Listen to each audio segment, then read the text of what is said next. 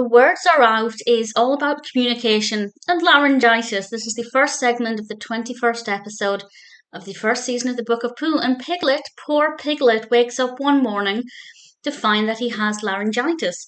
And laryngitis is obviously quite a complex word for young children to hear, but I think it's never too early to tell children about big complex words. I think the narrator gave a good explanation of what it was, basically summing up Piglet's lost his voice.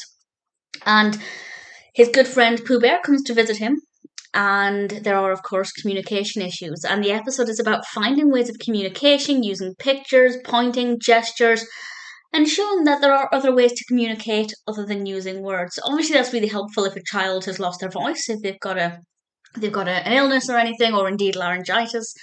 But it's also a really great way to show children that children who are non-verbal can communicate in other ways. I feel like most children will at least meet another child who is non-verbal, maybe in their class or an extracurricular activity. And this can help to show that there are other ways of communicating, not just through speaking. And of course, for young children who are still learning to speak, using these can enhance helping them get the message across. I thought it was a really great message. It was a really great story to tackle, and it teaches children about laryngitis as well, which is always, never too early to start telling children about medical conditions. So I actually have nothing but praise for this. The puppetry work was very good. The set designs are great. I really like the design of Piglet's house. It kind of, for the first time, I've looked at it and gone, yeah, that's definitely in a tree trunk because of the shape of it and how narrow and tall it is. Where usually with their houses, that's not so much the case. So I actually was quite impressed by that. The pacing's great.